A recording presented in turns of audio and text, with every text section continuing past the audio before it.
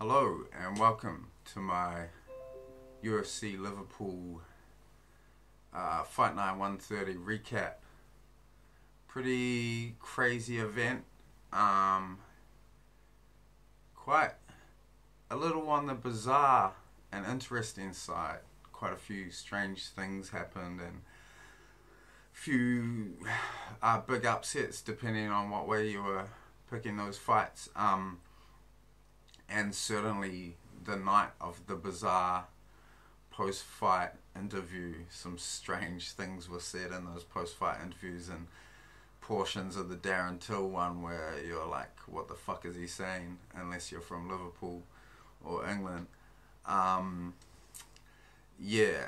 Just for the record, my contacts, if you want to get in touch, we had lots of feedback this week, mostly regarding picks and the fights coming up, so not that relevant to speak of it now, but definitely enjoying interacting with people on the videos.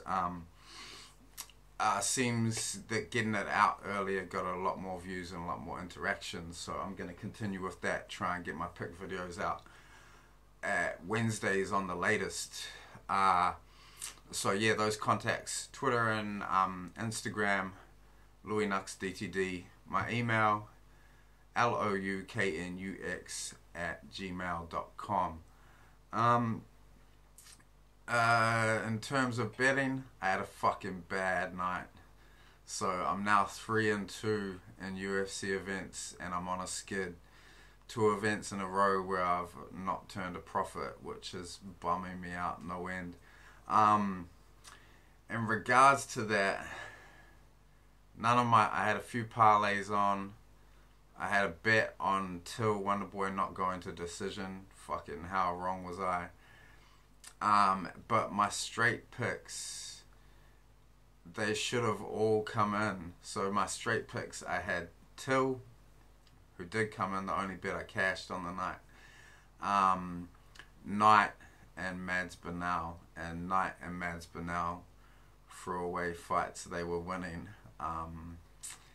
With poor fight IQ, and yeah, both those fights I was like, oh yep, this is one, and I'll get into those as I go through the results, but yeah, fucking hugely disappointing. Anyhow, so we'll get into the results. Fight started New Zealand time at, I think it was 2:30 a.m. So I got up at 4 a.m. and watched from there. I think I started with the Landsberg fight was finishing as I started watching, and yeah, no need to. So I've missed some fights. I revisited the McCann Robertson fight and the Pettersoli Jr. Brad Scott fight, but first fight, Elias Theodoro versus Trevor Smith, I got no interest in watching that whatsoever. I find Elias Theodoro so fucking boring, and I'm looking forward to him getting a good opponent so I can fade him in his next fight, because yeah, he's boring as shit. Just rewatched the Gillian Robertson and Molly McCann fight. McCann didn't look UFC level whatsoever. She looked like there was lots of talk about her boxing leading up to the fight, and her boxing didn't look great to me, and if that's her greatest asset, then I don't think she has much room to move in a UFC roster. I don't know what they're going to do with her, because, I mean, Gillian Robertson doesn't look that spectacular either.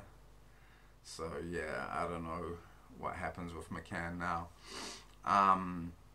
Obviously, late stoppage there. She was out for ages. It's gotta be hard to referee a fight, but also, I don't know, you expect some sort of standard for fighter safety in there, and I don't know, it's not nice to see someone like unconscious for that long before the ref steps in. And I don't know, yeah, I know a lot of referees practice jiu-jitsu, and I feel like that's fucking important. If you're in there, like, you need to be able to recognize what's happening and intervene accordingly, and yeah, that's quite negligent, really, and a bit of a concern. Shout out to, as we look at the next fight, because someone on my YouTube, oh, yeah, the bro in the Vino hit me up and he was like, hey Louis, what do you think about Pedersoli Jr.? I'm considering a straight pick on him. We can get him for around -160. Anyone else making a play on him? And we went into a bit of a convo, and I went on to say that I fancied him to win, but I wasn't confident to place money on him because, or a few reasons. He had just had that fight with Dolby, I think like 3 weeks prior. He took a bit of damage in that. But I also kind of felt like, oh, well, that's a good way for him to come in, win over ex-UFC guy that is a hard guy to fight. Like, Dolby's taken till to decision, a draw actually. So I was like, that could be a good way for him to enter, like just coming off the back of that victory against a UFC guy. But nonetheless, so I did toy with it, making that bet. And then I didn't, and instead I placed a stupid parlay that like involved fucking Spicely and Taleb and some others. So fuck, I should have like, I looked into the fight further and Pedersoli Jr. and Brad Scott, and I just couldn't pull the trigger on that bet, and I wish I had of now. But yeah, so Pedersoli Jr. doing a good job getting the decision split. Should have been a split decision, and Pedersoli said so in his interview. Lena Landsberg versus Gina Mazzani. I thought Landsberg was going to win. I had her in a parlay, which should have cashed. But the other legs didn't come to the party. Boring fight. Landsberg wins unanimous decision. The next one, Tom Breeze defeats Dan Kelly. Bit of a hard watch. My brother, who's obviously very dear to me, is teammate of Dan Kelly, and I know they would have been really upset at that result. I think that's 3 losses in a row for Kelly now. And he's never been like a fast guy in there. He's always looked like an older fighter. He's slower and kind of plotty, but he's crafty and able to beat guys with, you know, that kind of, well, I guess, yeah, that old man craftiness. But yeah, Breeze looked good. Going up in weight, he was really fast, crisp boxing, and yeah, I think from the moment they came out, I was concerned that Dan Kelly was going to get clipped, because yeah, just from the beginning it looked like he was going to get clipped, and it looked like a grazing shot that cut him, and he thought he'd been poked, which yeah, looked uncomfortable and horrible. So that must have like really fucked his eye up, because if we know one thing about Dan Kelly, it's that he's tough and he's not a quitter. So that, yeah, it looked like it surprised him. He thought he'd been poked and just kind of threw him, and that was that, unfortunately. Then on the main card, first fight, Darren Stewart versus Eric Spicely. I had Spicely in a parlay. Stewart was coming off a skid. Spicely also on a skid, I guess, but I really thought he was going to be able to wrap up a sub. First round was interesting, and I was feeling pretty confident going into the second because Spicely didn't, well, I'd say the striking was pretty even, actually. Spicely, he just kind of taps, but he was still, I don't know, I think if you looked at the numbers, it'd be quite even, or maybe even Spicely was outstriking him, but obviously with way less power than Stewart.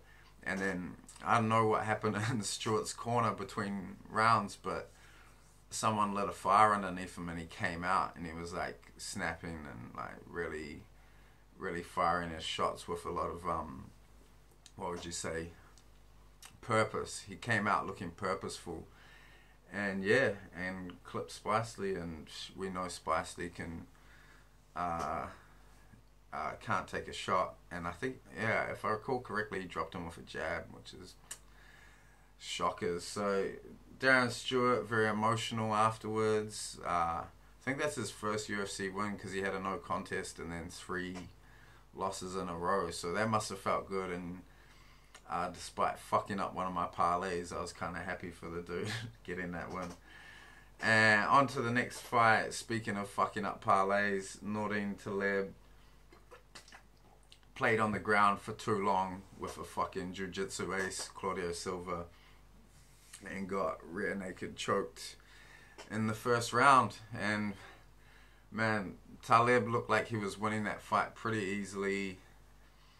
Perhaps he got overconfident thinking he could fuck around on the ground, because I think, if I remember correctly, he had the opportunity to get up and didn't, and went for a sub or something, or position, and yeah, he fucking lost the fight. So he'll be spewing. Taleb's quite old now, so don't know what will be next for him. We shall see. Next fight I was really excited for. Marwan Amirkhani versus Jason Knight. Lots of shit talking in the build up. Marwan's strange, man. He seems like a strange dude, and he seems to have an opinion of his ability that isn't based in reality, if you ask me. I think he isn't the level he thinks he is, and some people think he is. And that was why I picked Knight. I thought Knight was going to outclass him. And in the first round, Jason Knight did. He fucking clipped him twice. Amirkhani was pulling all that bullshit, sticking his tongue out on the ground. And Knight humbled him, dropped him with 2 big shots, beautiful counter strikes. And I was like, I thought it was in the bag. And then when they come out for the second round and Jason Knight was in his zone, he was talking shit. He's like, you got a weak chin, boy. And I was like, oh fuck, this is all over now. And I was looking forward to Knight piecing him up and just making a bit of a mockery of the guy, because he was in a position to. And I think you saw from the first round, like in other fights, you're seeing Knight off his back being real dangerous, throwing elbows, throwing up subs, real offensive off his back. And like we have seen him winning, like he'll be on his back and he looks to you like he's winning the fight. But this wasn't happening with Amirkhani. I think they went to the ground in the first round, and Knight wasn't getting that offense off because Amirkhani was securing position, and so I was like, you know, going into that second round after he had dropped him a couple of times, I was like, alright, simple, you know, Knight keeps us standing and fucks him up on the feet.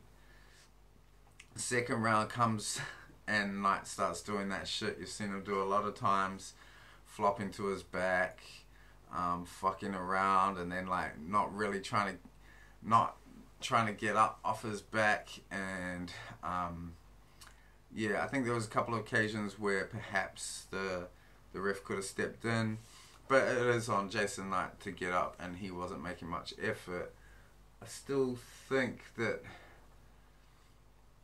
Knight did more in that second round. Like, he spent a long time on his back, but Amirkhani wasn't doing shit. He was stalling the fight out.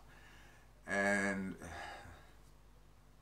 yeah, Knight led him, so can't be too pissed about him losing the fight because Knight didn't do enough, but that was a fight he should have won.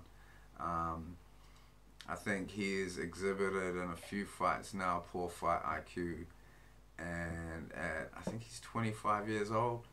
Yeah, it's hard to see what happens with Knight next. It's real interesting. I was talking to my brother before, and he reminded me that Knight has a win over Daniel Hooker of New Zealand. Big Daniel Hooker fan. And look at their career trajectories now. Like, Knight, young, exciting guy, real marketable. Like, the way he fights, that's marketable. And perhaps he's taken too much damage, or perhaps his ceiling wasn't that high. Perhaps when he fought Hooker wasn't as... I think Hooker has improved a lot, but, you know, I think people still respect that win Knight has over Hooker on his record, but yeah, you look at their career trajectories in just complete opposite directions. Hooker going strength to strength, beating big names, and now has Gilbert Burns next, which is a huge fight. Really, really excited for that, and looking forward to making a play on that. Hopefully, I don't know if they'll. Yeah, Hooker will be the underdog for that, I'd imagine. So hopefully he comes out and surprises everyone again. Yeah, so Knight fucked up a parlay I had and a straight pick. I think I had a parlay on Knight and Landsberg that was paying alright, but Knight fucked it up. And speaking of fucking up my straight picks, the next fight, Arnold Allen versus Mads Bernal, going exactly how I called it in my picks video last week. Precisely how I imagined, which is a great feeling. Like, everyone loves being right? And to kind of do the research and then the fight is playing out how you picked it feels really good. So I was chuffed, and I think I tweeted like maybe after the second round, and I was like, this is over. Like, because what I'd seen from Allen in previous fights is that I'd seen him tire, seen his striking get sloppy, and that's what I predicted. I thought Bernal was going to grind him out, he was going to tire, and on the feet as well, Bernal even surprised me a little. So he looked like he'd improved a lot, and he was using real nice movement, shell defense, and avoiding the strikes of Allen. Like, Allen looks like a good striker, but Bernal was making him miss a lot, and he was getting off his own shots. So, yeah, I was pretty excited in that first and second round. Anyhow, turns out, what did Bernal do? Shot a takedown with his head on the wrong side. Got fucking choked out. Third round of fight, he was easily winning. So super pissed about that once again. And and that was my second straight pick. And by this point, all I had left was my straight pick on Till and my prop bet on Till Wonderboy not going to decision. So I was, supremely disappointed at this point, particularly given those last two fights. Holy fuck. Going into... And actually, I know they're on the same card, but I wouldn't mind seeing Allen and Amir Khani matched up. I think that'd be a good style matchup. But yeah, who knows? And speaking to that, that's what I want to say about Amir Khani, calling out Cub Swanson in relation to his opinion of his skill set. It's like, bro, you're getting pieced up by Jason Knight. Imagine what happens if you go in there with Cub Swanson. No way. Anyhow, co-main event, pretty disappointing co-main event, really. I mean, matchup wise, like, there was nothing really to get excited about. I felt like they should have actually made Amir Khani and Jason Knight co-main, perhaps. Or Allen Bernal, fuck, one of those other fights anyhow. Props Craig White getting in there short notice, and he actually was making it competitive to begin with. He didn't look out of place, which I guess some people suspected he might. But yeah, Magny got the job done and donated some of his purse to a sick child, which is always commendable. Called out Kamaru Usman, which I don't think will happen. That's I can't see any gas in that promotion. But yeah, props to Magny. He's a professional. He gets in. He knows how to win.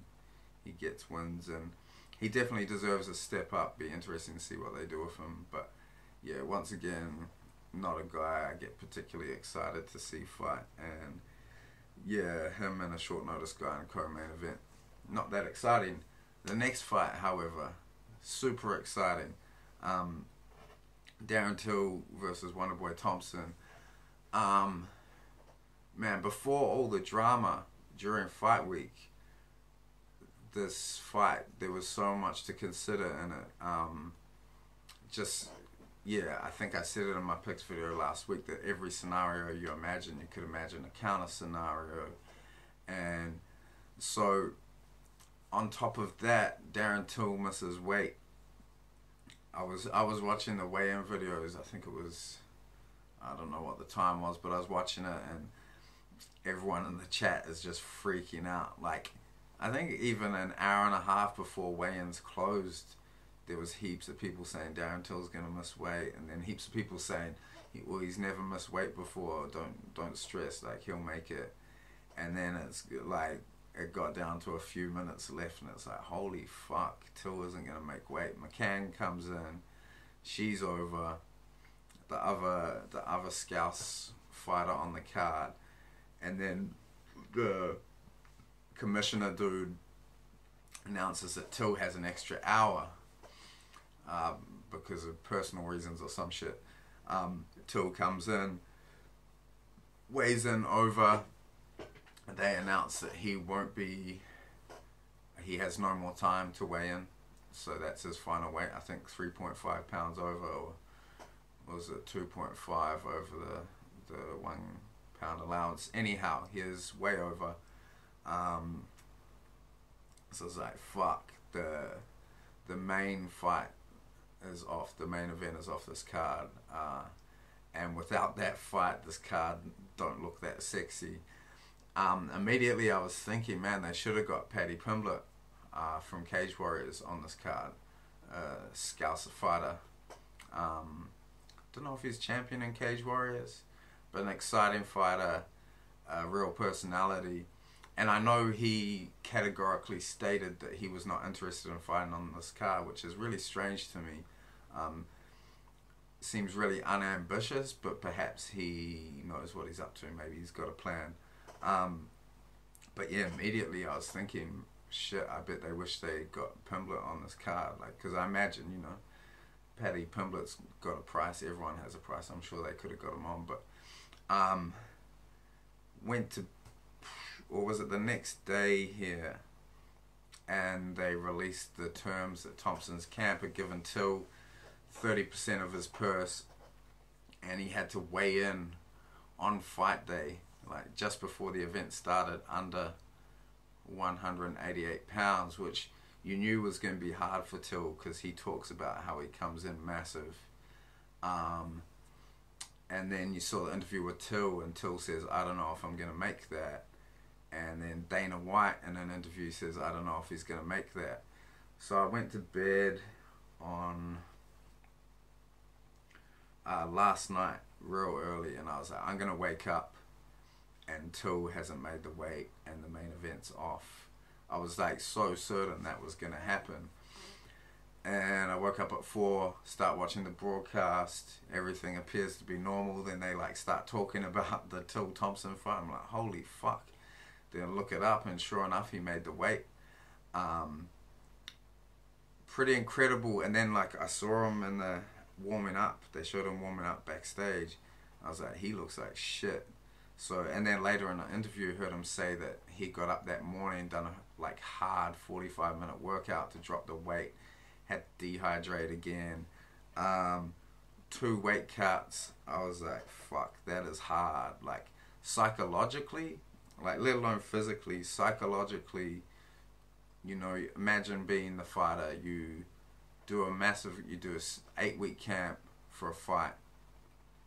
You get to fight week, you start cutting, you get to weigh-ins, you cut, don't make it, and then terms that would allow you to fight dictate that you must cut weight again on the day of the fight. It's insane. Like, you can tell, like, you know, you see fighters after the weigh-ins and they're being interviewed and they're so relieved that that part is out of the way. like, you know, that they always talk about the fight before the fight, and you see fighters after the weigh-in, so they're like, all right, we're done, you know, we got that fight out the way, now we can concentrate and like tunnel vision on the task at hand. And you can tell fighters look forward to that part. You know, they get to eat, obviously, get to rehydrate and prepare for war. And yeah, I don't know, Till's always been very calm, collected. He seems like he has a real mature head on his shoulders for a 25-year-old, but still this was super concerning. And I guess I'd already been thinking that Till was going to come out looking for the knockout in rounds 1 or 2. In fact, he said it, which turns out was mind games. And I was like, well, he's going to come out even more urgent now, and he's either going to get it done really early, or Thompson is going to clip him, because he's going to be too careless coming in on Stephen Thompson, which everyone knows is very dangerous. So, yeah, I was feeling really unsure of my Till bet at this point, and I'd lost all my other bets, so I was like, fuck, this ain't my day. Till ain't going to win. And then the walkout, and you see him coming out, and he's like enjoying the moment, looks really chill, relaxed. And then I guess that just continued through the fight. Like, Till looked really confident at home in there with a guy that's so tricky. So I think a lot of people are underestimating how great a win this is for Darren Till, and I guess there's a lot of people that don't think he won. I'll get to that in a second, because I do think he won. But yeah, he looked so calm in there against such a difficult fighter. You think, who has beaten Wonderboy Thompson, the champion, Tyron Woodley, and how convincingly did Woodley beat him? Well, not real convincingly, depending on who you ask, but most people would say, you know, both those fights, very close fights. And it's because Wonderboy is so fucking difficult. He's so sharp and quick. You have to be so fucking careful in there. And I think, so we did see a more cautious approach from Darren Till than most people expected and than we've seen before. But I think that shows really good versatility, real good maturity, and fight IQ. So he went in there and executed a game plan on Wonderboy. He did apply pressure. I think that was a big part of what won him the fight. So he was the one going forward mostly, pressuring Wonderboy into the cage. He didn't have much success apart from that time he dropped him, and he did land some shots on other occasions. But one real interesting thing I noticed was a couple of times where Till did get him backed up and he extended his arms, and he was like, so in boxing, my coach would always talk about, what do you do? He'd talk about like showing your opponent the gate if you get them on the ropes, and then closing it. So like making it look open and then stepping in with a hook as they try to exit out the way you leave open for them. And I guess with Wonderboy, you don't really, octagon obviously different from a ring. Well, you get Wonderboy on the ropes and he can exit so quickly, and you don't know which way he's going to exit. He can go either way, and such an interesting thing to see Till extending his arms either way, and he was like making himself big. He said that in the post fight. But yeah, you see him trying to close off both exits by just extending his arms out, and that was really peculiar, I thought, and interesting. And yeah, I found that fight so interesting for many things like that. All the gamesmanship, the puzzling, and figuring out the opponent was from both guys was super interesting and real entertaining to me. I know a lot of people accuse Thompson of being boring, and I think I have myself. Those Woodley fights, he didn't pull the trigger.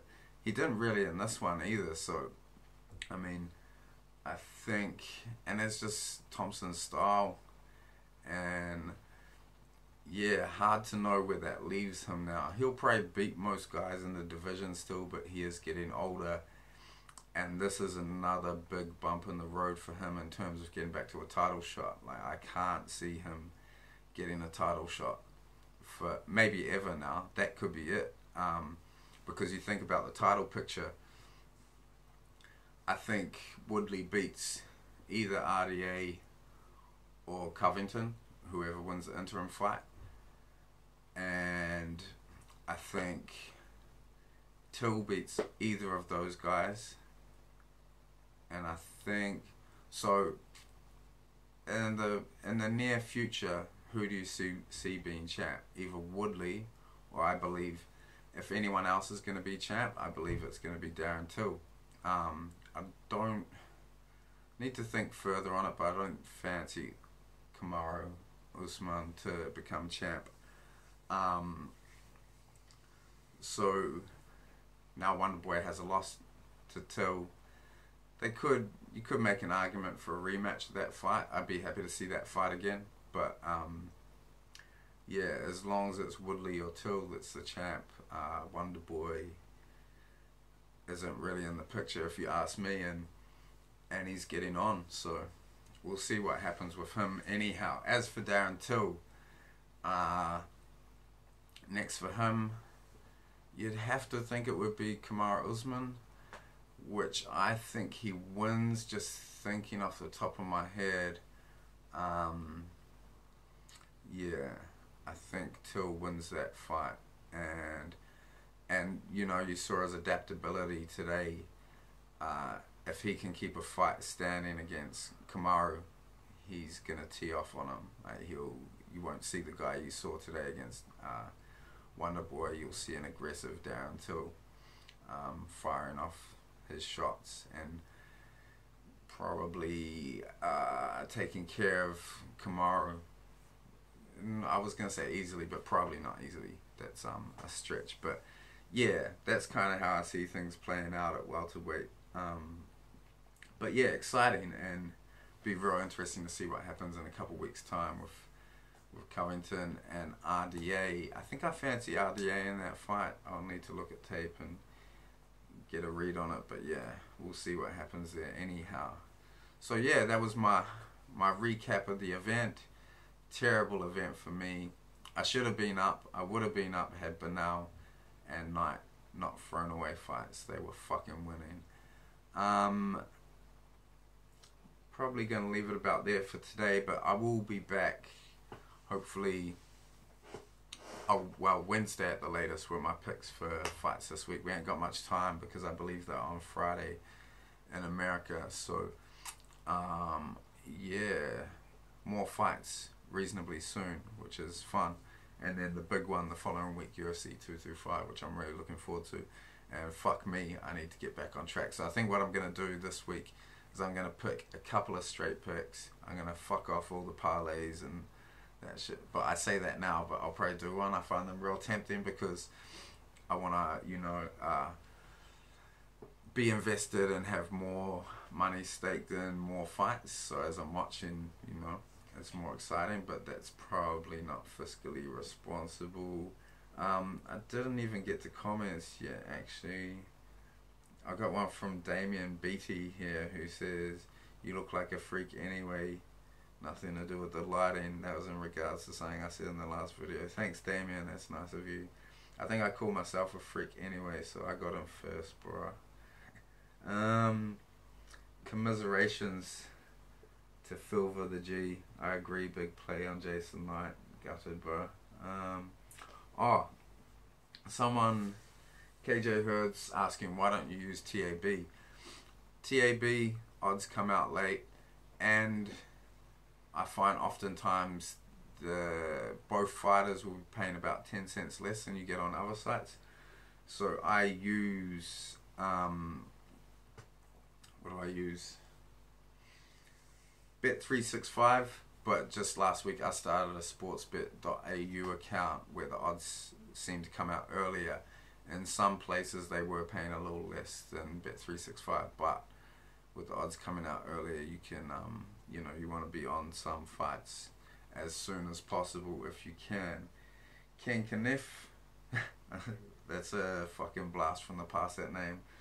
He's like, oi Todd, are you going to be doing any of these predictions for other promotions like Bellator or PFL, World Series of Fighting, or any kickboxing ones like Bellator, Kickboxing, or Glory? No. This, just doing the UFC ones takes up too much time. Like, I got a job. I am surprisingly trying to make some music again. So yeah, I can't see that really changing either, because I'm not that invested in other promotions. So probably just the UFC going forward and forever. And yeah, that's it.